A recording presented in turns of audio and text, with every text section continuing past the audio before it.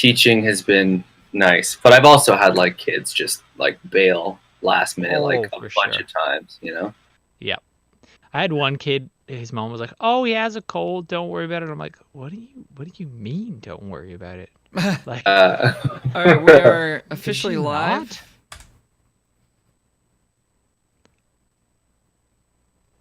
So are we live now? Yeah, we're live, but we're not like. You guys can continue to chat. Just FYI, in case you're gonna say something.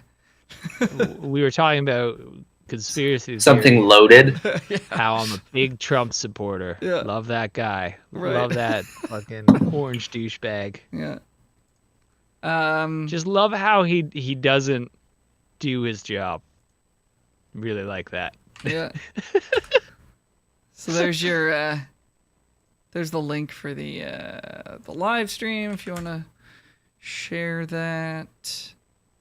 Beauty. I'm gonna do that real Sweet. quick right now. I'm not gonna share it because I'm afraid if I open another window, that Yeah. my computer might explode. Explode. Yeah.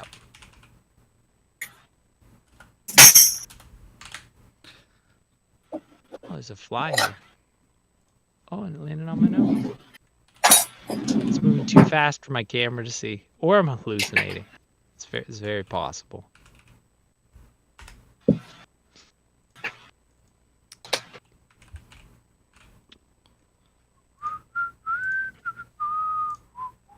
Okay, did a little share there. Everybody's got their audio rolling. Yeah, I'm rolling. I'm rolling too. All right, wicked. Okay, let's oh,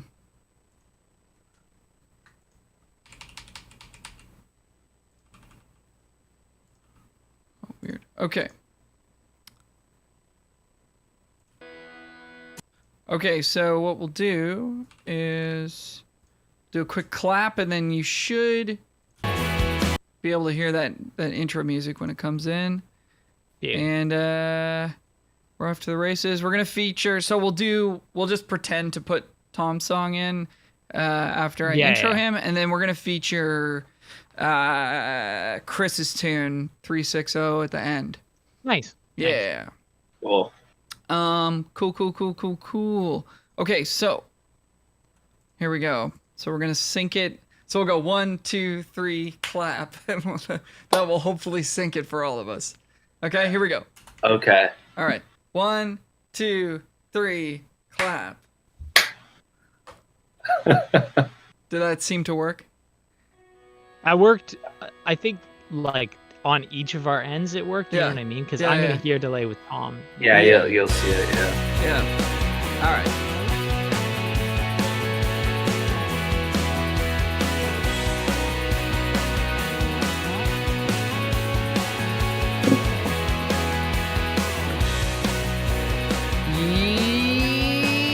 Yes. Oh, yeah. I know that tune. You do know that tune. What's happening, everybody? We're back. It's another episode of the Music Guy Podcast. My name's Al Rowe. I'm a music guy. I make records. I write songs. I sing. I play guitar. I teach. I do a bunch of stuff in the music biz. Coming at you all the way from Liberty Village, downtown Toronto.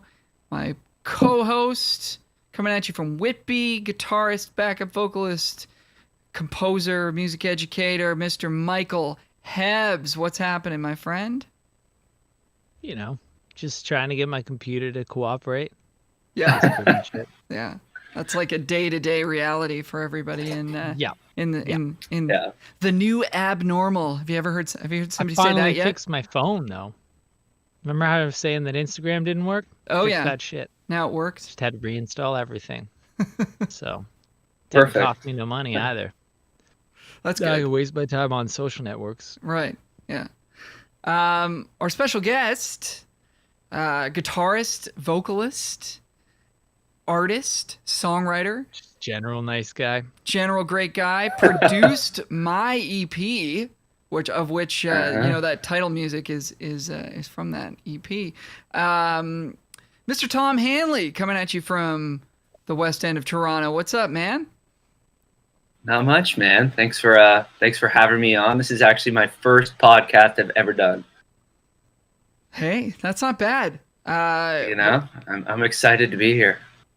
You were another one of the people where when we decided to start doing this, you were in the front of my mind of like, this is somebody I want to get on. This is somebody I want to chat with. So Sweet. Well, it's nice to finally be on and to chat with you guys. I haven't seen you, Mike, in a while. I guess it's been like a month or two. But yeah, it's nice to connect. It'll probably be even longer before we actually see each other. Judging by how many cases there are in Ontario right now. Yeah, I guess. You guys hear the number? No. Yesterday it was almost 500, right? Is it 666? It's 700 today or something like that. That's bad news. That's going dark, baby. That's not good. The apocalypse is coming, and I'm fucking ready. Yeah. I am not ready. I'm the Alex Jones of this podcast, guys. Decided it. I keep on talking about right-wing people. I'm not a right-wing person. I'm just kind of in the center. I'm just talking shit. Yeah. This is what I do. Fair enough. I mean, there's a pattern of behavior that's emerging here. That's exactly it. Well, I'd vote for Kanye. That would be that. Yeah, right. I think he'd do a great job. Sure. I mean, did you know he's bipolar, but he doesn't take meds? Fair enough.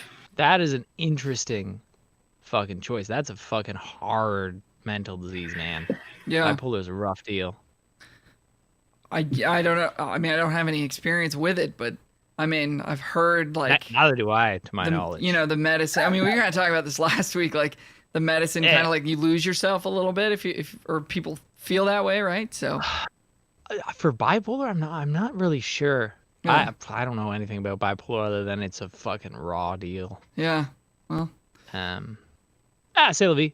Really up light subject to start the episode. Sure, yeah. Really, Music Guy Podcast. Right up the middle. Political Guy Podcast. Yeah, right. So just to give like folks an idea of Tom, what your sound is and what your music's all about, I just thought we'd just play a little clip of something that you're working on. You haven't released your record yet per se, but we're gonna give people a little peek at a song. Can you just tell us like a little bit about the song? Sure.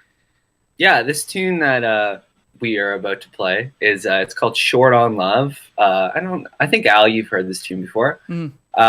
It's basically like I wrote it with my buddy Nick, who is the engineer for your EP, well, one of them, and it's kind of just about being in a relationship or like trying to be in a relationship with kind of modern technology and how like that's kind of changed everybody's perspective on dating and trying to get into it, and how even though we're so connected via, all these social media platforms, we're kind of like I think our generation is one of the loneliest because of that, right? So it sort of addresses that sort of feeling, and it's like kind of covers that vibe, you know what I mean?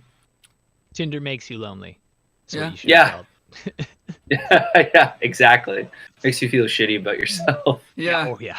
I dig it, man. Okay, great. So yeah, let's listen to a bit of that right now. This is "Short on Love" by Tom Hanley. And then we'll pretend that we played that, and then we'll come back to Wow, great guitar. Is at first we couldn't hear like things coming from Al, so whenever he'd play a song, I'd be like sitting here and trying to look interested because I didn't want to be like a dick and just be like but yeah, I didn't have the audio hooked up correctly. Output or yeah. Whatever. Yeah. We figured it out eventually. He's fucking crushing it. Yeah. Mike is sharing screen, and it's just like a YouTube video of like golf or something. Like he's definitely not paying attention at all. Oh wow, great song, man. Just a video of Tiger Woods. I don't know anything about golf. Yeah. Okay. Well, I know that he cheated on his tutorial wife a ton. Yeah, that was a thing. Tiger. So we'll come back in. So that was "Short on Love" by Tom Hanley. Really looking forward to that record coming out. I was at the was it a, would you call it a CD release party? I guess not, because the CD didn't get released, but like you did have a show I was there before too. the lockdown. Yeah. That's true. Yeah, we were all there. Yeah. Yeah, that was hell of a like show. almost a year ago now. Okay. Yeah. Doesn't feel like that, but yeah, it was just like I don't know, as you know, Al and Mike, it's like setting deadlines, especially like, you know, being an artist, it's really tough to, you're your own boss, right? So you like put stuff out, unless you're like signed to a label and they're pushing you to get something out. It's like you have to set yourself up to finish something, right? So if you book a date a couple of months in advance, it's like, this is booked, my musicians are booked, and I have to finish this by this point. So like that was a really good deadline to just like get the live show off the ground and get a bunch of demos finished and just have like songs that are sort of 75% done, just like bring it to the finish line, right?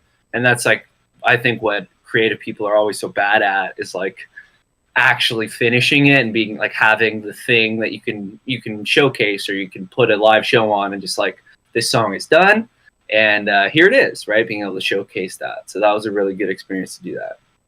So did you play this at the show? Yeah. Okay. Yeah. We've had this tune. Yeah. It was like one of the first tunes. So we've had it done for a while. And you know, like I've had some plans to start putting out tunes right as COVID hit. Like actually like the day that COVID started, we were shooting a video in my apartment with the boys, like Rich and Mark were doing it, and Todd Penny, who I think played on your record, Al. Yes, he did. We were all doing a video in like my living room, just sort of like a small thing. And our videographer, he was like worried about the pandemic because it just started, about social distancing and everything was closing down. So luckily he was like, okay, I'll do this video and I'll show up, just because, you know, it was like the first day of it happening. But we were almost like, everybody was setting up and Fote had all the mics set up and we were about to track. And we're like, oh my God, we might not be able to even do this right now. Yeah. So it was like, so that was sort of the plan, was like rolling stuff out at that point. But once pandemic hit, and even like with the Black Lives Matter thing, I was just sort of like, I don't feel like it's important for me to be putting stuff out.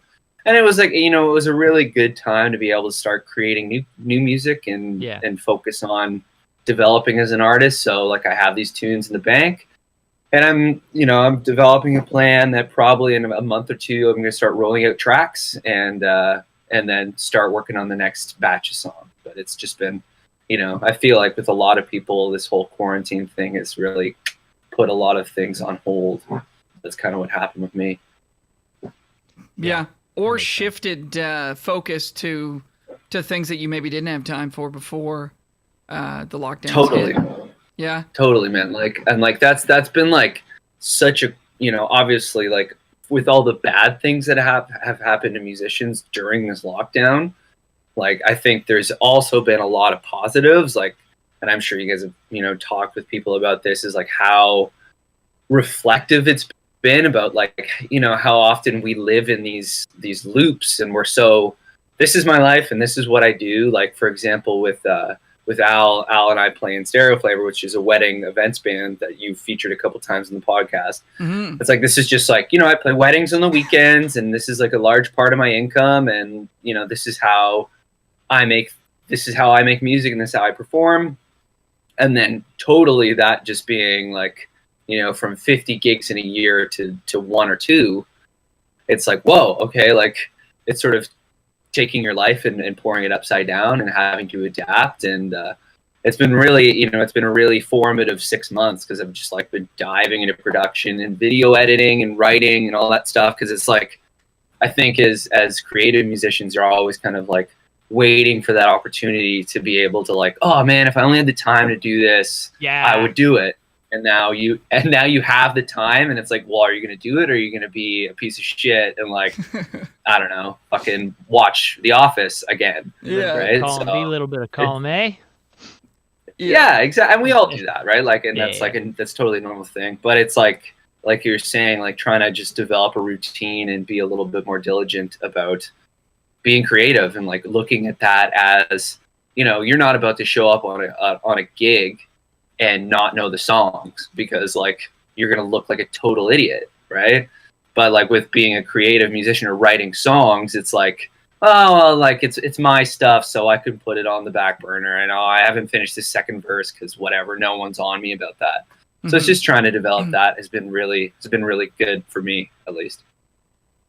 I think you hit on it sort of off the top, even talking about your release party. It's like once you involve others, that's when the accountability is there, and that's where the deadlines are there. So that's one of the big difficulties of the pandemic in a whole other way. Is like, yeah, we've got all this time now, I can focus on my original stuff, but I can't involve others, at least in the traditional sense that I'm used to. Therefore, you run into the same old problems of, oh, the deadline's just slipping away and the time just slipping away. Have you found any like good techniques to combat that sort of force?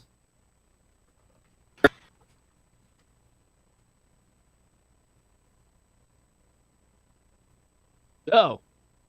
Uh-oh.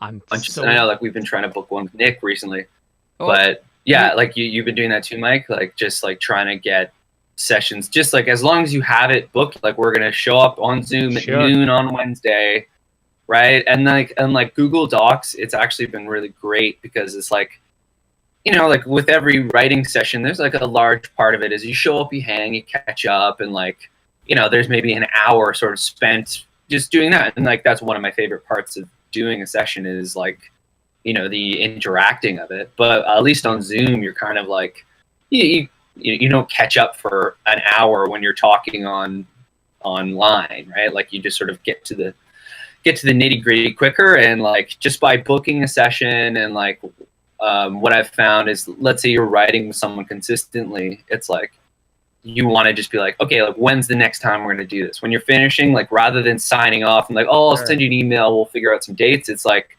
let's just put this in the calendar. We can both do this. Let's just do that. And so it's just in there, and like, you know, like and don't bail. Like, even if you don't have anything ready, like I know I'm like a guy who likes to have a song like halfway done, because, you know, you want to be like able to run with something. But even if you don't have anything ready, like that's a good deadline to like, okay, like I have to spend half an hour before the session trying to write something. Even if it sucks, I have like a melody, or like this is a lyric I have. And then you go in and then you just try and build on that. And then you're working on that ability of like going into a session with nothing and hopefully having a little bit when you leave, right? And like that's also something that we all need to practice, right? Oh, I'm so bad at songwriting, so I need to practice it all. It's tough, man. Yeah, it's hard. Like the thing that I always say about songwriting is just like, you know, coming from like the same thing with you is like coming from like a guitar player, you're always like, oh, this is a cool thing that I'm doing, or like this is something that I'm working on, that you try and like shoehorn into a song or a solo that you're composing, you're writing or whatever. And with writing a tune, it's like everyone understands lyrics, right? Like you can write a song and like someone who doesn't know anything about music can be like, oh, like I understand what you're saying, or like, wow, that's really cheesy.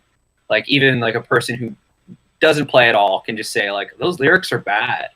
You know what I mean? But no one's gonna say like, oh, that riff is terrible, because it's like, you know, there's so many, you know, like there's so many benchmarks for what makes a cool riff or whatever. But like lyrics are a really tough thing to get right. It's hard. It takes a long time. Yeah. Preaching to the choir, I suck. Well, but I mean, think about it this way though. Like, in order to become like a great player, you have to do gigs, right?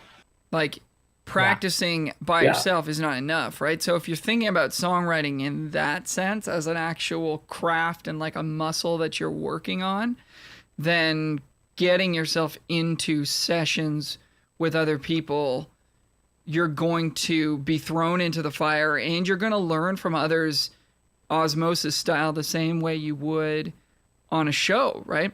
So I mean, totally. I think like if it is something that you truly value and want to get better at, it's like throw yourself into the fire. Like a great example is Mark Rinkin, who's been on the show a little while friend of the show back. Friend of the show, member of the agenda. But like Mark is always wants to be at the writing session. You know what I mean? And like that's because now you're developing a new like a new skill, you know, in terms of like lyrics or what have you, right? So sort of throwing yourself into that fire and being a part of that process, I think is how you're going to develop that, that skill set. Totally. And Mark, as we all know, is like a very, a prime example of throwing yourself into the fire in like every moment you can, right? Like he's taking on, I remember because like Mark and I lived together for a year, and like there's 1 week where he was just like, or like maybe more like a month, he just got back from Indonesia. So he like, like played for 2 weeks in like a totally different time zone, came home, had to learn like 40 songs for some bar gig, then had to do some other gig. Like he was like a husk of a man, right? Like he was just, but because he was learning, and he was like just trying to keep his head above water. Yeah. And like Mark and I really came up together, like playing, like my first sort of paid gigs were all with Mark, and just seeing that development of like consistently going out of your comfort zone and learning Indian music and learning reggae and learning Latin music, and then just trying to play it, at a professional level. It's like not an easy thing to do. And it's like exactly what you're saying, is sort of when you have these situations where you feel like you're not qualified to be there, but like still just saying, okay, like I'll try and do it, and I'll show up, and like your expectations, you can't expect to be a pro like right off the bat, but you can expect to grow from that, and that's a really good example of that. Mm-hmm. Yeah, Be willing to put yourself out there and kind of be like shit, like fall flat on your face. Yeah. But treat it as a free lesson. You know what I mean? Like, don't think about it as like a self-worth thing. Just be like, I'm here to like absorb something if you feel that you're really not qualified. Mark's birthday yesterday, by the way, so happy birthday. Oh shit. To Mark. Shout out to Mark. Shout out to Mark. Friend of the show. Member of the agenda. Yeah. Yeah, man. Friend of the show. Well, that's kind of like even the session on Saturday. It was Saturday, right? Like at Will's place. It was like, I brought my amp, but it was just sort of like I showed up more for the hang, just to see how, you guys make music differently than I do. Like your band approach, like you're all in there sort of like, like when Will was doing that solo, it's like, okay, like now you should try this. And like, and Rich has some stuff to say, Mark has some stuff to say, and you're all in the room dialing in a tone. And even like just working via Pro Tools versus Ableton, it's like a different beast. Right. And it's like, it's just really cool to be a part of that. And like, oh, okay. Like, seeing Will's, what is it, like is it two sound or two tone, that like box that he's using to record out of the amp? Yeah, really cool. Like it's just like, you just never know, even dudes that you've played with a ton, like, or like are good friends with, like all of us, we know each other for years. It's just like, wow, okay, this is a different approach, and like sort of taking that into your own workflow. It's really cool. Yeah. I mean, session was mostly just us chirping each other, but yeah, Subway sandwiches.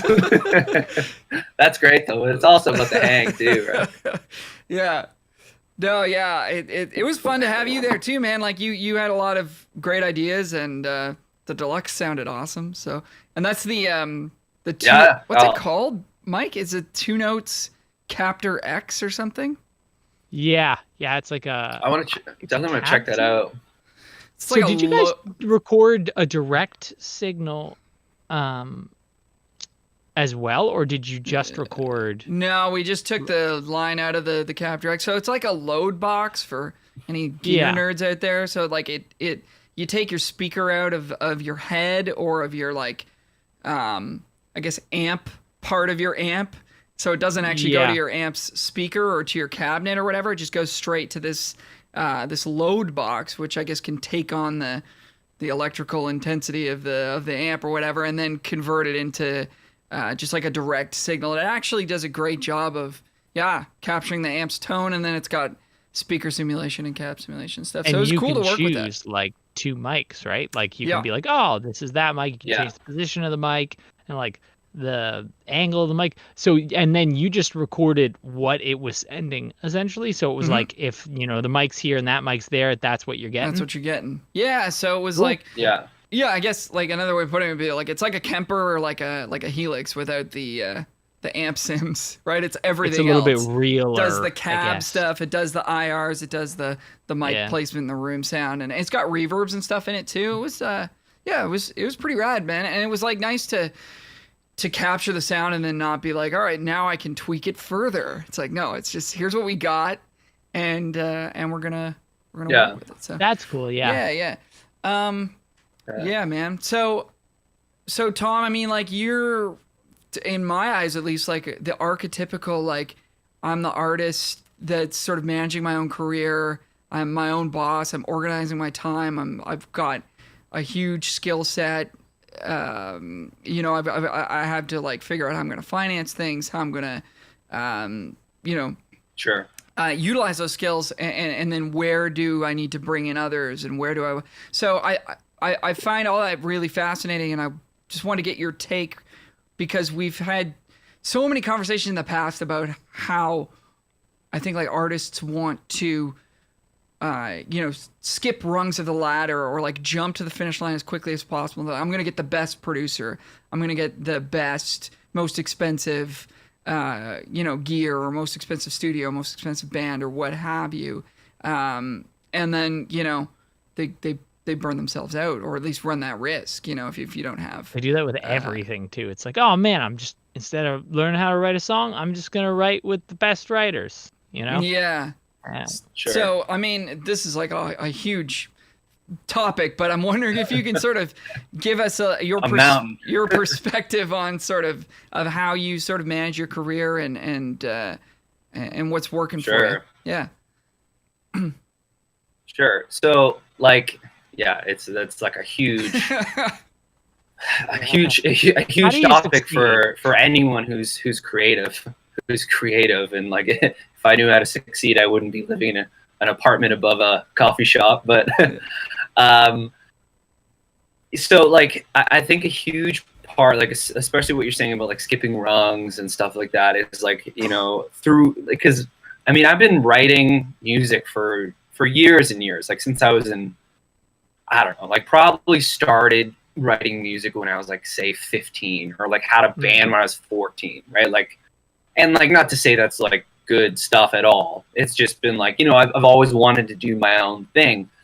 And like when I was in Humber, I had like a band called Juice, and we did the whole like rehearse twice a week and put out a record and a couple EPs and played like 300 shows and like did like a bunch of stuff. And you know, like I think like my biggest shortcoming in that stage of my career was like, you know, it was, I was focused on like making like a cool band with like flashy instrumentals and like trying to impress other people, like impress other musicians, and like, and I'm sure we've all seen that with like a younger band. It's they're overplaying and they're overwriting and they're trying to be more complicated for the sake of being complicated. And what I've learned in the last, I don't know, say like 3 years of sort of going in my own direction is how important like being your own product is, right? Like as an artist, your producer is not your product.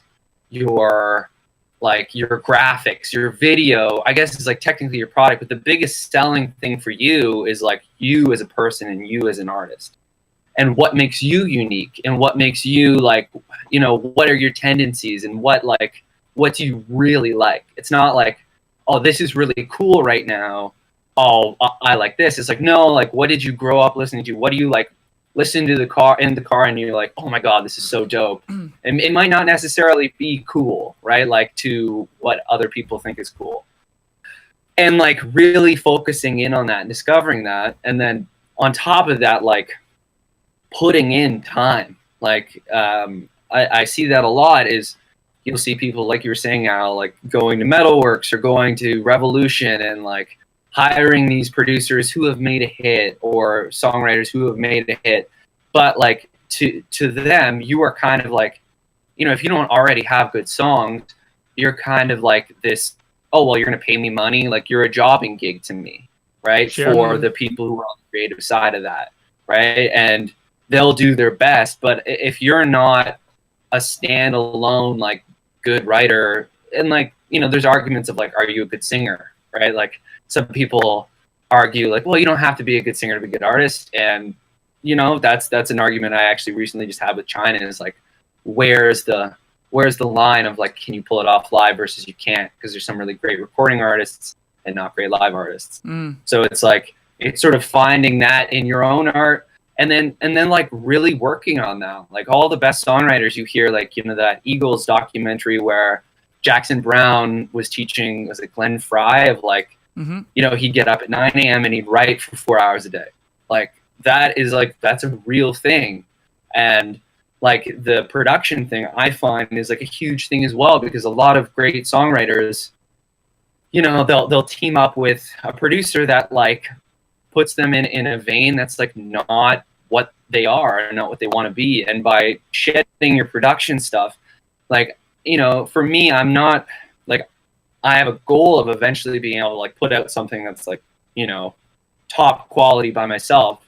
But at this point, I'm just sort of looking at it as, like, I can get my song sounding as close to the way that I want it to sound by myself without having to, like, have other people's input and having to rely on other people. Because, like, especially with the quarantine, like we've all been saying, it's like relying on a producer, relying on someone else to do your mixing. Like, we've all heard those stories of a band gives their tracks to a mixing engineer and he takes 6 months to finish it. Or, like, you're hounding this producer because you don't have the money, so they're doing you a favor and they're, like, doing it, you know, they're working on your stuff once a week, which is, like, if you want to make an amazing record, working on music once a week is not going to happen, right? Like, if you look at the great records that you love that are timeless, like something like, I mean, this is a huge one, but, like, think of, like, how long Thriller took to do, with the amount of people who were involved in that, and the talent and the time and, like, the budget. If you want to make anything that's, like, obviously that's a, you know, 1 in a million record or 1 in a billion.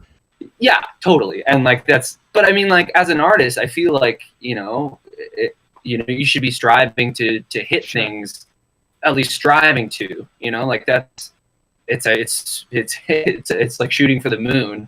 But, you know, whenever you're putting something out, it should be special, and it should be, like, your best work that you've done, and, like, really caring about that, and really, like, you hear about all these artists who started and spent years working on their first record. And, like, I've been doing, like, a lot more reading lately, and, like, a book that just, like, really, really knocked me off my feet was a book called All the Light We Cannot See. I don't know if you guys have read that. No. But it's this it's like a story of World War II, and, like, two kids who sort of grew up through it.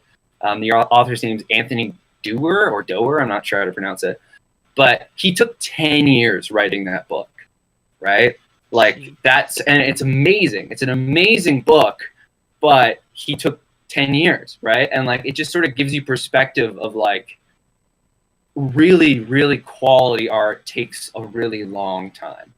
And like, I'm sure there are lots of people who would, like, well, I did a great record in 6 months and whatever, but, like, at least for me, what I've been finding is, like, just sort of staying the path, and, like, having faith that if you keep working hard at something and, like, keep digging deeper into something, your results are going to keep getting better and better. Like, I saw this interview with Ed Sheeran, and people might have mixed opinions on Ed Sheeran of, you know, he's not cool or he's cheesy or whatever, but, like, the guy has written so many hit songs and is, like, a household name and is extremely talented.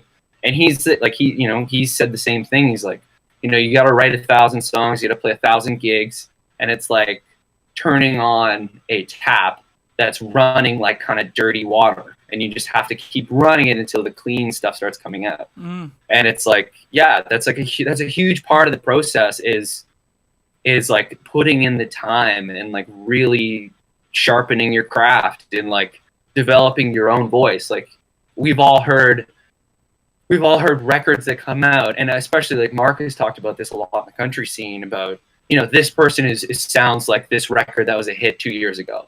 You know, it's like we're chasing these fads, or like, oh, this is popular, let's do this again. But like the real great music and the real artists that like stand the test of time are people who are innovating and are like really developing their own voice. And like it's a really interesting thing when you see and you study records that you really love, that, you know, you start researching how long it took and what it took to get them to that level. And it's always a lot of time and a lot of work, right? It's like a lot of effort. It's not just show up and be like, I got this song, guys. Let's you know, roll a take and see how it goes. And I mean, like, that's a vibe too. Like, and not to say that that's not the right way to do it, because there have been like music back in the day. You heard about those like amazing session musicians like the Wrecking Crew. I don't know if you guys have seen that documentary of like those dudes from LA and girls from LA. Really cool. And it's this one player, I forget what her name was, but she played bass on Good Vibrations, you know, the Beach Boys tune. Carol King? Or Carol K. It's not Carol King. Carol K. Sorry, what? Carol K. Carol Baskin. Carol Baskin. Maybe that. Baskin. Is that her? No, she's some girl from the Tiger King. She's a joke. Have you seen the Tiger King documentary? She sold that pick for $150,000. I haven't seen it, no. Yeah. Oh, okay. She sold one of her picks for $150,000. Yeah. So she like basically it was like the pick that played that bass line, the walk bass line of that, she sold for $150,000. Wow. $150K. But like in that day and age, that's how they made those tunes. It was like they do a couple takes. And I guess Nashville is the same thing. So yeah. I mean, it's just, for me, I've been finding like, obviously you get faster, and the more you do it, you know, a song that would take you a month to do, now you can do it in 2 weeks, and then hopefully eventually it'll be a couple days or whatever. But it's just time and striving to get something that seems more interesting and is more honest to the music, rather than sort of fitting in your comfort zone, right? Like we all have those riffs or those licks that we just know will work, and it's like, okay, like maybe we can try something that pushes it a little bit more, and you're gonna fall on your face a lot. Like I've had to do tunes like I'm sure you guys have this too, where you'll have like a session and it's like title of the track version 1, title of the track version 2, like just like approaching it again and doing like 6 versions of the same song, and eventually you find something cool, right? So yeah, that's scraping the surface on that question. I love what you said earlier. Your producer is not your product. You know? Yeah. And it's just like that, man, that was so good. It's like, yeah, if the best thing about your record or your song is like the producer that made it and like the other person that wrote it or whatever, it's like, you're kind of putting out like a shell of a thing, right? Like, is it really your thing at that point? And I mean, that'd be an interesting discussion to just sort of have, because there are obviously lots of very famous artists that are playing songs that other people wrote and are working with really dope producers, but then they have something, like you said, like that uniqueness, that sound, or that level of talent, or what have you. There's still something there where it's just like, this is undeniably them. Yeah. Yeah. And like, you know, there's so many artists who like, who like, you know, maybe are in a genre that like you don't necessarily like, or, you know, like for me, I'm, you know, like listening to sort of modern trap and stuff like that. Like, I'm like, I don't understand it a lot. And there's some stuff that I'm like, I remember we do this we do this yearly show in Uxbridge. And the crazy thing about that, I think you've been to that one year, the Christmas show, Wixon's Bridge. When I started it, Wixon's Bridge. And when I started it, I was like 19 or 20, right? So like what we were listening to was like what was popular for people at that age. And as we move on now, like I think the last one, we won't be doing it this year, but say last year, you know, we have a playlist that we put on, but majority of like the kids who start coming out are now like 19 and 20. So there's like a 10-year age difference. Yeah. And like what they're listening to and what they're like really reacting to is very different than what I'm into. And like, you know, it's easy for sort of, you know, old guys like us to be like, oh, what the fuck is that? Like, Yeah, that's not I don't music. like it. But it's also like, yeah, and like you got to catch yourself and like and try and see like, okay, like what are these artists doing? And there's always going to be, you know, there's always going to be flavor of the week artists and like bands. Like when we were growing up, think of how many of those like one-hit wonder bands that were copying Sum 41 or copying like Third Eye Blind, whatever. Like they were just like copying these like, exactly, yeah. Like they were just a copy and they had success and they had like 2 or 3 hits and then nothing. Right. I mean, and it's, if you're saying that's going to exist too. If you get down on me, are not timeless, then we can't agree on anything. You know, like if you play that at a wedding now, it'll go like that'll hit at like 1 a.m. If you play that on a wedding, people are going to sing along. So I mean, it still has some legs, but you know what I mean. Like I know, but like there are lots of artists that are doing stuff that might not make sense to us, but it really connects with the younger generation. And like it's you gotta and maybe it's not virtuosic or maybe their range isn't good or whatever, but maybe like what they're saying is really honest, or like the production that they've discovered is really cool. Like I remember when The Weeknd first sort of broke in Toronto, we were like probably second or third year at Humber. He was hanging out with a few dudes that I went to Humber with, so he like came to parties at our house and like he seemed like super cocky, and I was like, who is this guy? And like, you think he's lying about what he says, right? But it was just like, he found this thing, like he was writing with all these different producers and he was like working a ton, and he found this producer that they like really jived and they created something that was really unique to them, and it blew up. Like, I mean, him being, you know, with like sort of friends with Drake really helped, and he was like right place and like was working really hard. But it was like really interesting to see this sort of style of music that I wasn't into at the time just like blow up, and now he's one of the biggest artists in the world. So it's like really cool to see. And he's totally like, people can say, oh, he's not as good live or whatever, but like you can't deny that guy has a huge hand in the way he sounds and like his career choices. Like he's been driving that bus ever, like since the beginning, since he was a kid, right? So you see these people who find real success, and it's like that. Go ahead. I feel like also too, like if you don't get a type of music, like that's like your problem too. You know, like I haven't listened to a lot of trap music, and it's like, you know, like it kind of stresses me out because I'm like, I don't necessarily get that music as much as I should, and like you should like be able to appreciate the music, and if you don't, it's like you have to figure out how to, because if so many people appreciate it, then it can't be wrong, you know? Like it's the same with like death metal and shit. Like I don't get it, you know? Except for, I don't know if Meshuggah's death metal. Meshuggah's the shit, but like, you know, I don't get what people see in it, and that's kind of my problem, you know? Like that's only going to affect me negatively, and to be like, well, that music's just garbage because I don't understand it. It's like super fucking, I don't even know what the word is. Totally. It's like,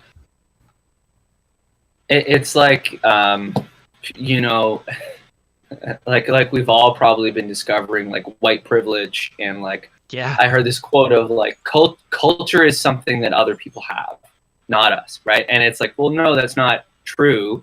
It's just like we're not aware of their differences, right? And it's the same thing with music. It's like, you know, just because you don't understand something or you're not well versed in it, does not make it invalid. It just makes you ignorant of that music, and that's totally cool, right? Like, and sometimes it's like you need to experience it live. Like, for example, I'm sort of in the same boat as you with like death metal, or like even just sort of heavy metal. I know I didn't really grow up on it as much.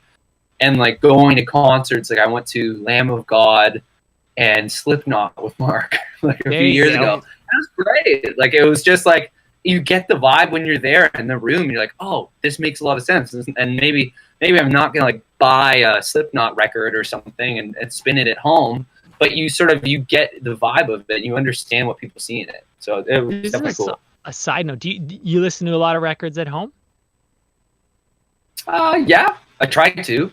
I need to listen to more music, man. That's so cool. So you sort of just like sit down and listen and like, or do you like listen while you're doing stuff? A little bit of Yeah, column A, a little bit of so column B? I mean, yeah, like I'm the same way. I'd like to listen to more music, like, Yeah. and especially, you know, as us as producers and stuff, like Mark. We were coming home from a gig recently, and he spun the little Dragon record, the new one, and it's just like, you know, you kind of forget like how little you know until you hear a record that's made by, like, you know, it's one of those records that's just like, holy crap, like, how did they make this?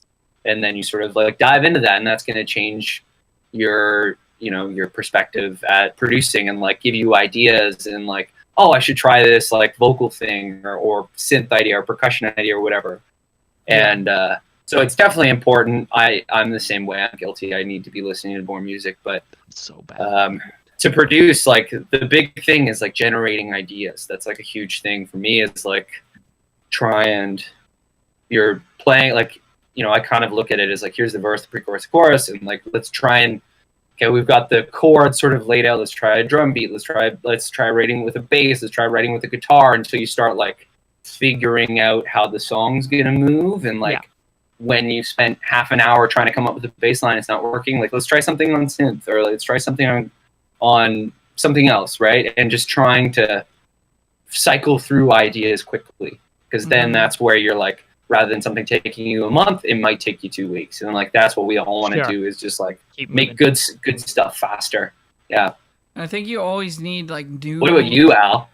I think you always need new information coming in. Yeah. I watched a Keith Jarrett documentary to jump from Meshuggah to like improv jazz, free jazz kind of stuff.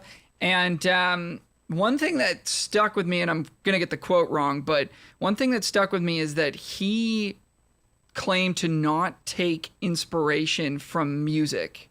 He took inspiration from elsewhere than music. So like reading a book, or like, I guess like watching a great film, or looking at a piece of visual art, or like somewhere else, or just from, I guess, life experience in general. But his point that I got out of it was that like music can't truly inspire or like beget more music. You have to have some like outside information. And I don't know if I fully 100% agree with that, you know, to a T, but if we're talking about like writing songs and producing and making new stuff, trying to innovate, trying to keep like things fresh and keep aiming for the truth, we need that influx of new outside information every time, right? So like if you have like one song that works, and you just rewrite that song over and over again and try to pull inspiration from that song, then it becomes pretty obvious pretty quickly that that's what you're doing, and it just doesn't get interesting, right? So if you can expose yourself to more and different genres and artists and types of music and styles and all that stuff, you can pull stuff even subconsciously from those genres, and that can be the influence on your music. Like, I mean, just Totally. I mean, what we were just talking about, you mentioned Sum 41 a little bit ago. I'm kind of a huge fan, but like their biggest song ever is like their biggest song ever is a hip hop song.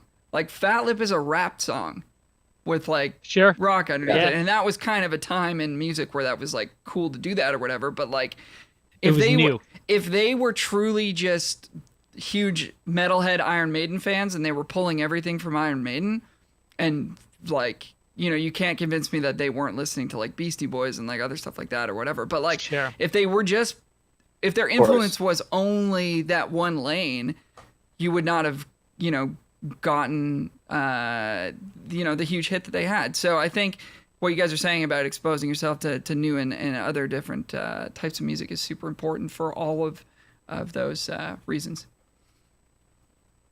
Yeah, like so like that is a great point. It's like two things on that is like think of like when we were growing up, and I'm actually just starting to notice this now, and I wasn't aware of it when I was a little younger, was like I used to skateboard as a kid, right? Like I skateboarded a lot from like grade 6 to like grade 9, grade 10, and then I started like, got more into music. But like skate culture was a huge influence with music, right? Like music and skateboarding was like hand in hand, like those Tony Hawk games. Like that was the first time I ever heard like Rage Against the Machine, or heard Primus, or like Goldfinger, like Superman, that song. Like I remember being a kid and being like, oh my God, this is me for like, and then like that was like growing up in the 90s and early 2000s, like those were tied together, and those inspired each other, this sort of like ragtag, loner type music. And it was really cool. And like to build upon like taking inspiration from other things, like China and I went to the Banff Center in November of last year. And that was like, if you guys ever get the chance to do that, like 1,000,000% do it. It's like the application is pretty straightforward. So the Banff Center is like, it's a government funded and privately funded center. There's a recording studio. There's like writing huts. There is like different studios. And basically you go for an amount of time, and you get your meals covered. You're staying in a hotel room, and your job is to write music. So therapy or practice. So we went for, it was called like musicians in residence. And you can apply for financial aid. So pretty much everybody who applied for financial aid, I believe you have to be Canadian to get it. But we all, like, basically the whole trip was pretty much covered. And we got a grant as well, which we can touch after. But so we went to Banff for 2 weeks. I would say go for 3 or 4 if you can. But basically all we did was write music while we were there. And like, I don't know if you guys have ever done that, just like 2 weeks, no cooking, no cleaning, just being in a creative space. It was almost like being back at Humber, but with like none of the like assignments and like people being like, oh, you need to play like this, or like, this is important. It was just like, now you're an adult and you don't care. Yeah, like you don't care what other people think. You're there to service your own project, whatever that is. Like there were like 2 harp players. There was like a classical guitar player from Australia. There was like an oboist from New Zealand. It was crazy. Like there's a girl from New Zealand who was writing a virtual opera who was there. So it's like you're experiencing all these different people who come from such different genres and like disciplines. So you're not like, it's not like a bunch of producer songwriters who are kind of like weighing themselves against each other, which is like a thing, which is not necessarily bad, but yeah, it was just like going to Banff and like being creative for 2 weeks. You would burn out. Like you would go for like 6 hours and you'd be like, nothing is happening. So what you do is like, there's like a mountain literally right beside the center. You like walk up a mountain and like, or go for a beer with a bunch of different musicians, or like there was like concerts that they would have once a week. So like actually we were lucky. Lemon Bucket Orchestra was playing while we were there. So we were able to see, I don't know if you know any of the guys in that band, but we have a couple buddies there in the band. So we were like hanging out with them, and that was like a really great experience to do that. And like a couple people sort of explained it as like output and input. So if you are outputting energy and you're outputting creative material, you need something inputting as well. Like what you were saying, Al, it's like movies, art, reading, like even just being outside and like seeing Banff and seeing the Rockies. It was like my first time there. So it was like, this is the most amazing place. And then going back and being like, oh, okay, like the juices started flowing again. So yeah, that's definitely, as a creative person, like taking time off, experiencing different disciplines, experiencing different art. Like my mom is a painter, and it's been really cool because she took up painting seriously kind of like in her mid-50s. Like she always painted. Like she was a graphic designer growing like for a profession, and she painted, but like she like really sort of started diving into painting about say 10 years ago. And seeing her journey through developing as a painter, like she's done now hundreds of paintings, seeing like how she's, grown and like the risks that she's taking now in this different discipline and sort of walking that line together is really cool, because it's like, you've seen paintings of people who like maybe make a really realistic painting of a dog or whatever, but it's like, this like doesn't do anything for me, versus you see this like, you see a painting where like someone's like, I don't give a fuck what you think, and it looks like that, you know what I mean? Like somehow you see it and you're like, damn, like you don't care, and that comes across, right? And like just like from learning from my mom, like being like, this is really cool, I don't want to care about what other people think more, and like that's just one example of taking from one discipline and bringing it to another.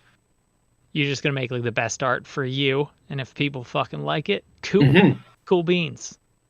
Yeah, like artists need to like not give a shit and like take risks and push boundaries, and like that's scary, because I feel like as humans we always want to make people happy, and like I'm like that. I'm like, I'll go to a party, I'm just trying to be friendly and make people laugh and smile all the time, but like as an artist, you don't want to be a Happy Meal, you want to really dive deeper into what is making people think, and right, so that's a good comparison, Happy Meal. I like that. Yeah, that's good. Yeah. Well, we've all what like been a part of that. We've all like written Happy Meal songs. I'm trying to think I don't of know. a food comparison. What do you guys want to be? Al, what would you be? A tuna melt? Yeah, man. Just like, You don't want to be like a hot dog with ketchup and mustard. That's good. Like a hot dog with ketchup and mustard is great too. Yeah. I want to be a Parmesan, brick of Parmesan Reggiano, man. That shit lasts for years. Ooh. Oh, there you go. That real slow. You know what I'm talking about? Katie made me throw deep and delicious cake. Katie made me throw out my brick of Parmesan because it was like 3 years old, and I'm like, it's still good. She's like, yeah. You can't eat this anymore. So that was that. But this is not food. Cheese, baby. That's cool. I mean, I didn't know about that Banff thing. That is unreal. Like I need to. It's really cool on top of that shit, because I'm so guilty of like just being a side guy, but I have these other urges. I just tuck them down. I tuck them down deep. Creative urges are just time for that shit. Well, and like that's that's something that I've totally had to deal with as well. Like, especially with like, so many of my friends, especially coming from Humber, it's like, that's what they do, right? Like, you support an artist. I've seen lots of my friends play like really cool gigs, make good livings doing that. And like, it's just like, it's kind of what Humber, not specifically, but like, that's one of the things that Humber sort of pushes on its musicians, is like, you want to be able to do this. And it's like, and it's an extremely marketable skill. And it's like, rather than just relying on yourself, you're relying on the art, of say 10 people. Like, you guys probably play with more than 10 artists a year, right? So you're like, you've got different irons in the fire, you have different things growing, and like, this one artist is going on tour, so I've got good pay for 2 months, and then when I come home, I can do some weddings, and then I can do that. It's like it's a way to make a living as a musician, totally. And that's been something that I have had to like sort of go against for myself, like, because I did way more of that when I was younger, because I was like, this is what I should be doing, this is what my friends are doing, but slowly but surely, it's like, if I want to have a shot of being the artist that I want to be, like, I need to put more of a priority on spending the time, rather than spending a week learning 40 songs for a gig, like spending a week on my own shit and getting that sounding good and getting my voice where it needs to be, right? And it's like, and it's hard, because it's like, it's hard to say no to money, or it's hard to say no to opportunities, or like, you never know where an artist can go. Like, think of like, Al, you and Mark went on, like, how many months did you tour last year? Like with what was his name again? The country singer that you guys played with? Like, you yeah, you guys were on the road for 2 or 3 months, right? Maybe longer. Yeah, I think it was and like 2 that's legs. that's good. That's yeah, maybe finances. almost 4 months total, maybe like three to 4 months total over 2 legs. Yeah, with David James opening for Aaron Pritchett. So, yeah, so DJ. amazing time. Of course, right? Like, and like by focusing on your own stuff, you're missing out on opportunities in the hopes that other ones, other doors open if you get to that level where you're making music that people want to listen to, right? So, and I mean, you get to, it's tough. It's like you get to bring the experience you had on tour back to your own music too. So it's like, depending on how you're wired, like being on tour like that gets me fired up to come home and try to write music, right? And like also for me, that was such a growth experience on guitar and vocally too, because like David's a hell of a singer. So to keep up with him as a backup vocalist, it was like I came back a better singer and a better player, and it's like, cool, now I can like use that to try to make new music rather than singing the same notes I've always sung and playing the same chords I've always played, right? So there's just so many different ways to do it, and recognizing what's going to work for you is obviously it's trial and error, but I think that you've got a great point in that you do need to put that focus on yourself if it's really something that you want to do, because it's very easy to keep pushing that off and being like, well, I'm working on this person's project right now, I'll get to my stuff eventually. Oh, I'm doing this thing, I'll get to my stuff eventually. And it's like, if you don't set those deadlines, like we said right off the top, if you don't bring some accountability in, then your project will always be the other thing, and it's got to be the thing at some point. Otherwise, you're not gonna feel great. It'll eat at you for sure. Yeah. It'll eat at you, and like it just like it won't come to fruition.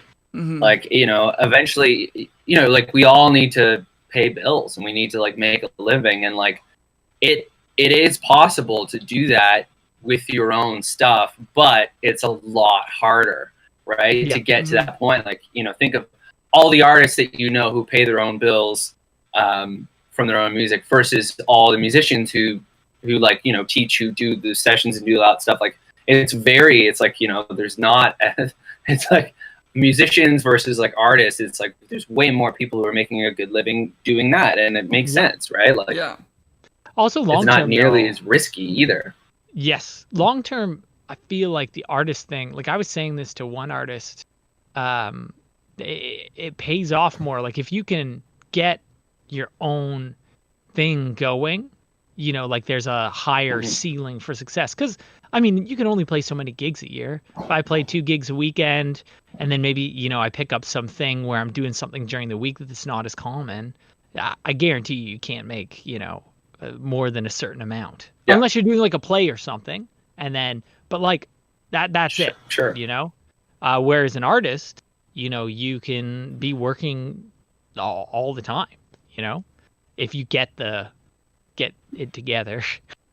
It's just easier said than done. Totally, and that's it. Like you have to get there, and I think that's the thing that like is like where most people get discouraged is like how long it takes to get there, and I'm still like on that journey. Like I'm not there, but I'm working at it every day, and I'm trying to. Hell no. But like, and like you saying that, like the ceiling thing is it's so accurate, because it's like, we have buddies who tour with some of like the biggest artists in the world, and like they make good livings for sure.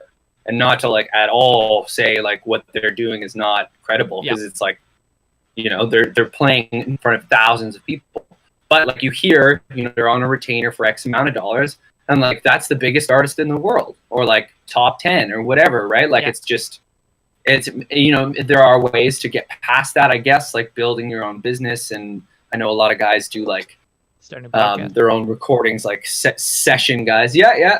Podcasts and other stuff. But, it's just like, it's, there's lots of different routes that you can take. And it's just, I think a big thing is deciding what's right for you, and then really working hard on that. And like, if it's being a great lead guitar player, then like just spend a ton of time doing that, right? But yes, definitely go to Banff. I gotta fucking do that. I've been to Banff before, but I just went for shits and giggles, you know? Like, fuck, I gotta do that retreat or whatever. Yeah, it's sweet. It's sweet. Yeah. Well, I mean, like, you know, you could go as a guitar player. Like, you know, I back up all these people. I want to practice this thing, right? And then you're just there doing your own thing and meeting new people. And like a huge thing that I found from that was, you know, we're in a Toronto bubble, and like all of our experiences are quite similar as musicians in Toronto, and this is how we do our thing, and this is like what's expected in Toronto. And then you meet people who are classical players from Ohio or like Australia or whatever, and like their culture is so different musically, and what they care about is different. And it's just like, oh wow, yeah, I didn't even realize I was in such a bubble, and there's like so much other stuff out there that I'm not aware of. The world is vast. Very vast. All right, well we gotta let you go, Tom, because you gotta hit up a session in a couple of minutes, don't you? I got a session pretty soon. So thank you so much for coming on, and I mean that was a great discussion, and like really great insight into, you know, your mindset, and I think there's a lot of great stuff to take away from that from people who have been wanting to do their own thing or are doing their own thing, and sort of what, you know, your priorities are. And I think those are very, very valuable to anybody who's sort of in this, or even just like, you know, side guys as well, just sort of making sure that you know what you want to be doing, and how to grow at that. So thanks so much for coming on, dude. It's fucking great. Well, thanks for hanging. That was really fun. Yeah, that's a big go to Banff. Definitely, anyone who has that opportunity, do it. There's money to be had via the government that isn't Serb. Yeah, right. Hell yeah, and it's so beautiful out there. Like, I'm sure, Al, you played out there, right? Like, I've been out there a couple of times, and Mike, you and I went. Did we both go at the same time? That was the time I'm talking about. Yeah. We went with BPM crew way back in the day. That was an amazing trip. We were replacing the DJ in BC. Yeah, but I think I've maybe done. Done a tour stop or two there. But anyways, it's so amazing. Yeah, one of the premier destinations in our fine country. Where can people find you, Tom, in terms of socials, anything you want to promote, if people want to know when your music's coming out and all that stuff? Yeah, so like I'm on Instagram, like at Tom Hanley Music. My website is tomhanleymusic.com. That's like kind of my handle on everything. So I'm gonna be putting out some music in the next few months, and I'm working on a lot of music right now, so that'll be following it. But I promise I'll be putting out music soon, and check it out. Like, hopefully you like it. I mean, that is, unless the world fucking ends even more than it currently is. Yeah, that too. Yeah. Right on, man. All right, well, thanks again for coming on. And if you need to split, just split, and we'll do our sign off thing. Or sure. Yeah. And sure. And I'll bounce out this audio. Okay. Yeah, perfect. Yeah. Right? Yeah, that's perfect. Yeah, I'll send you an email, all right? Okay, guys. Well, thanks so much for having me on. I'll turn this thing off. It's good to see you again, Tom. Up on this. Thanks, Tom. Yeah, good seeing you guys here. I think I'm still here. Oh, there we go. He's still here. He's still here. Right on. Any closing thoughts before we get to our song of the week? I mean, the fact that I didn't know that Banff, that's all I fucking talked about since it's happened. The fact that I didn't know that existed is kind of just like an example of like there are definitely like opportunities and grants and all that shit out there. Yeah. That, you know, you're not going for. You're not taking. I know tons of artists that it's like they've never even applied for a grant, and it's like you could get so much fucking money, or you could have that great opportunity of going to this place for free. You know, or for a very limited amount, you know? And Tom's, we didn't have time to get into it, but Tom is incredibly resourceful when it comes to applying for those types of assistance sort of programs for artists. So just to name a few, there's Factor. That's one of the big ones that tends to apply more to artists that are already kind of off the ground and maybe have a few releases under their belt and stuff. But there are programs within Factor to help brand new artists as well. There's the Ontario Arts Council, OAC, if you're an Ontario resident here in Canada. There's the Toronto Arts Council, if you're right in Toronto and you have an M at the start of your postal code. That's the only way you can apply for that. Don't you have an M at the start of your postal code? I do now. I didn't yeah. A little while ago when we were in markup. So the next album's going to be funded by the Toronto Arts Council. Yeah, well, we'll see. We'll see. We've done it. We've decided already. But worth definitely applying to these and doing some research on them, because it can be a great way to not only obviously even if you're not finance in Canada, your yeah, and I mean there's going to be ones that apply. It's in the country's best interest, whatever region you're in. But you know, not only to fund the project, but it actually forces you to do a little bit of thinking and planning, because the grant givers want to see, you know, what your plan is for, you know, even just getting things in place, like the studio you're going to record at, the engineer you're going to use, the band members you're going to use, plan is how to many get famous. songs. Yeah, exactly. You know, and then promotion, because few people think about, you know, promotion while they're thinking about making the actual record. So it's like, well, what are we going to do with this? What are some goals that we can set? So really, really great stuff to dive into. I'm not an expert on it. Me neither. But eventually we'll get an episode together on how to do all that stuff. We should. I can't remember what I was going to say. Well, I do, but it's not right with the flow. We'll talk about it afterwards. It's ideas. They're percolating. Okay. Tom got me all fired up. So thanks everybody for listening. We really appreciate it each and every week. If you want to support the show, just go ahead and share it with your friends. Let them know about it. Let them know there's a cool podcast about the music biz.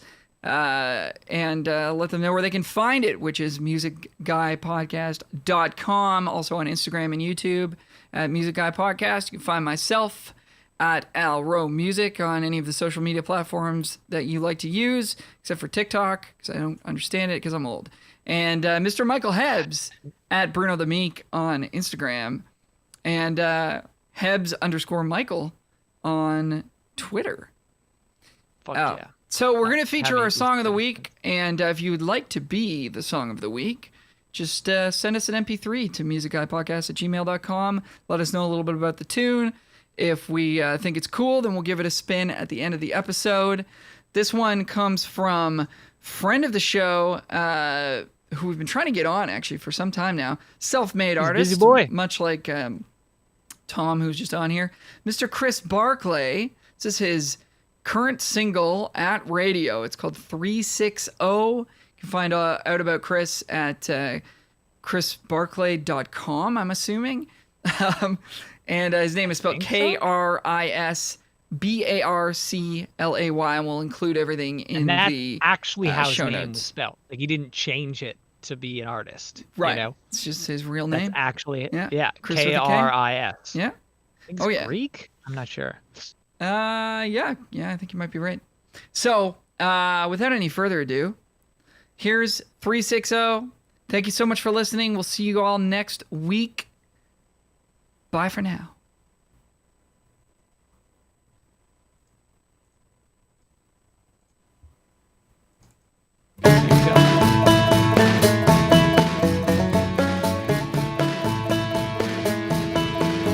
She could be hair up or hair down. She could be dressed up or all dressed down. Barefoot dance around the kitchen, tearing up a dance floor. You get that girl spinning, boy, say no more. Yeah, she's a 360 all the way around. Yeah, that's how she rolls. Can't believe I found her. Smart and her funny, God made her sweeter than honey. So beautiful from her head to her toe. My baby, she's a 360.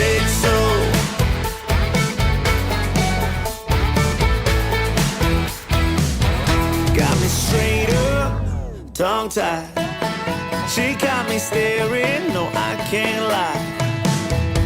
She got every angle covered, northeast, south, and west. Everything about her got me a mess. Yeah, she's a 360 all the way around. Yeah, that's how she rolls. Can't believe I found her. Smart and her funny, God made her sweeter than honey. So beautiful from her head to her toe. My baby, she's a 360.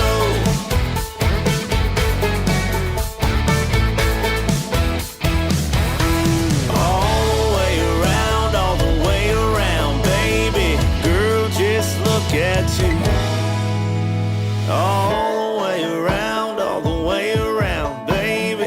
Everything that you do. Yeah, she's a 360 all the way around. Yeah, that's how she rolls. Can't believe I found her. Smart and her funny, God made her sweeter than honey. So beautiful from her head to her toe. My baby, she's a 360. She don't even know. My baby, she's a 360.